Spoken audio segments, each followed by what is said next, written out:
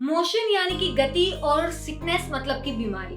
Motion sickness कोई बीमारी नहीं है, पर ये एक ऐसी सिचुएशन है जिसे काफी लोगों को गुजरना पड़ता है और हमारा बॉडी बहुत ज्यादा जो है वो इसे सहन करता है। तो अगर आप अपनी मोशन सिकनेस को दूर करना चाहते हैं मेरी तरह, क्योंकि मुझे भी बहुत ज्यादा मोशन सिकनेस की प्रॉब्लम थी और अब काफी हद तक मैं इसे कंट्रोल कर पाई हूँ, और अगर आप भी कंट्रोल करना चाहते हैं तो लास्ट तक वीडियो जरूर देखिएगा ताकि आपको पता चले कि मोशन सिकनेस होती क्या है, कैसे होती है और इसका क्या सोल्यूशन है। Hi, I am Neha and welcome to the channel living right. अगर अभी तक चैनल को सब्सक्राइब नहीं किया है तो नीचे जो रेड कलर का बटन है उसे प्रेस कर दीजिए और बेल आइकन को भी क्लिक करना बिल्कुल मत भूलिएगा ताकि आप जब भी वीडियो अपलोड हो तो नोटिफिकेशन जरूर मिल जाए, और वीडियो पसंद आए तो लाइक करना बिल्कुल मत भूलना। अगर आपको टेढ़े मेढ़े रास्तों पर, ऊंचाई वाली जगह पर, बहुत ज्यादा गति में कोई भी प्रॉब्लम नहीं होती है तो आप खुश नसीब हैं, और मुझे आपसे जलन हो रही है क्योंकि मुझे बहुत ज्यादा प्रॉब्लम होती है। मुझे मोशन सिकनेस की प्रॉब्लम है और इसी वजह से जब भी मैं कहीं पे बाहर जाती हूँ तो मुझे ये सोचना पड़ता है कि मैं क्या खाऊं, क्या ना खाऊं, क्या करूं, क्या साथ में लूं, क्योंकि मोशन सिकनेस ना हमेशा ही हमारे साथ आता है। तो जिन लोगों को भी मोशन सिकनेस की प्रॉब्लम है वो ये समझ सकते हैं कि ये कितनी बड़ी प्रॉब्लम है। तो आज इसका सोल्यूशन सबको मिल जाएगा और आज हम ये बताने वाले हैं कि मोशन सिकनेस जो है वो आप कैसे दूर कर सकते हैं। मोशन सिकनेस का रीजन जानने से पहले ये जान लेते हैं कि कभी कभी ना ये साइकोलॉजिकल हो जाता है। मुझे बचपन से ही मोशन सिकनेस की प्रॉब्लम थी, पर काफी हद तक अब मुझे ऐसा लगता है कि ये जो है ना साइकोलॉजिकल था, क्योंकि जब भी मैं सफर में कहीं बाहर जाती थी एक दो बार ऐसा हुआ होगा कि मैंने कुछ खा लिया और कोई ऐसी सिचुएशन हो गई जिसकी वजह से मुझे वॉमिटिंग हो गई। पर फिर हर बार घर वाले जो है मुझे यही कहते थे, ये मत खाना, वो मत खाना, इतना ज्यादा मत खाना, तुम्हें प्रॉब्लम हो जाएगी। और इसी वजह से जब भी मैं कार में या बस में बैठती थी तो मैं कॉन्शियस हो जाती थी और इसी वजह से मुझे ये प्रॉब्लम होती ही थी हर बार। तब मैं ये नहीं सोच पाती थी, पर अब मैं ये सोच पाती हूँ, क्योंकि जब मैं पिकनिक में जाती थी, पूरा दिन ट्रैवल करती थी, तो मुझे कोई भी प्रॉब्लम नहीं होती थी।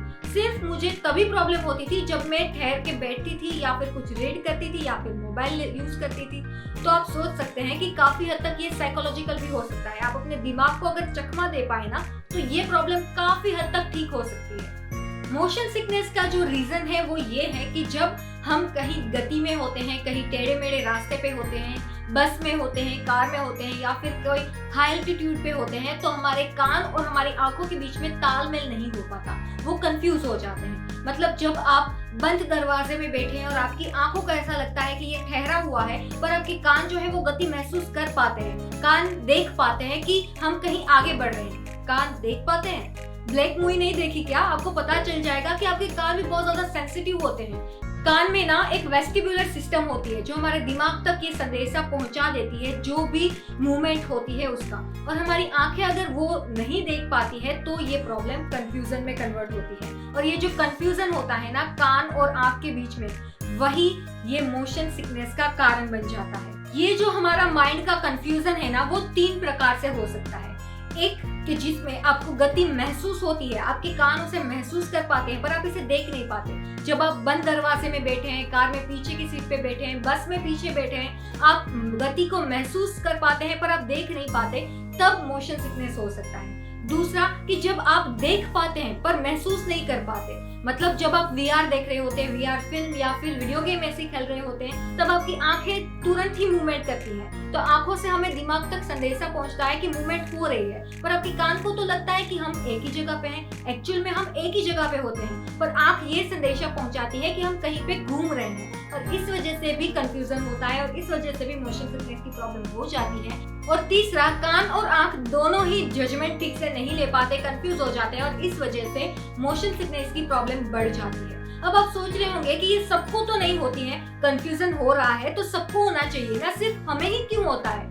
तो जो लोगों को नहीं होता है ना वो लोग लकी है, क्योंकि कुछ लोग बहुत ज्यादा सेंसिटिव होते हैं मेरी तरह, उसका बॉडी सेंसिटिव होता है और इस वजह से वो रिएक्ट ज्यादा करता है। उसका ये जो तालमेल का कंफ्यूजन है ना वो आपका बॉडी सहन नहीं कर पाता है, वो इतना सेंसिटिव होता है और इस वजह से काफी लोगों में ये प्रॉब्लम होती है और काफी लोगों में ये जेनेटिक भी होती है, और कई लोग जो है उसे घंटा कोई फर्क नहीं पड़ता और वो लोग लकी माने जाते हैं। ट्रैवल में उसे कोई भी प्रॉब्लम नहीं होती है, और अगर आप इनमें से एक हैं तो कमेंट करके मुझे बताइए। और घंटी से याद आया, अभी तक बेल आइकन क्लिक नहीं किया है तो फटाफट से क्लिक कर दो, क्योंकि सब्सक्राइब के बाजू में ही है। सब्सक्राइब भी साथ में कर देना, दोनों साथ साथ पास पास।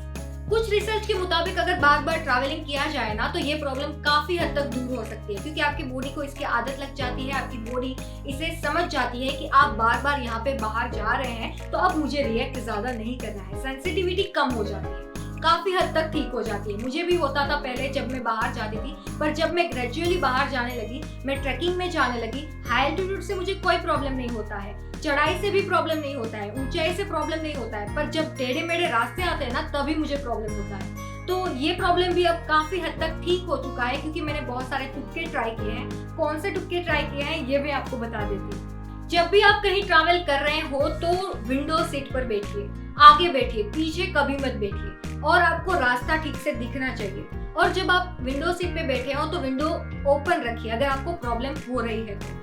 और आपको करना ये है कि हवा लेते रहना है, बाहर की फ्रेश हवा अगर मुंह पे आएगी, आपकी स्किन को टच करेगी, आपके कानों को ये महसूस होगा, आंखों को भी महसूस होगा, और ये तालमेल करने में उसे ठीक रहेगा। कभी कभी लोग जो है वो अदरक चबाते हैं, या फिर लौंग मुंह में रखते हैं, या फिर चिंगम चबाते हैं, टॉफी रखते हैं, ये भी काफी हद तक अच्छा महसूस करवाता है। इससे भी काफी हद तक मोशन सिकनेस में प्रॉब्लम नहीं होती है। मैंने भी 1-2 बार ट्राई किया है, 1-2 बार चल गया है, कभी कभी नहीं भी चलता।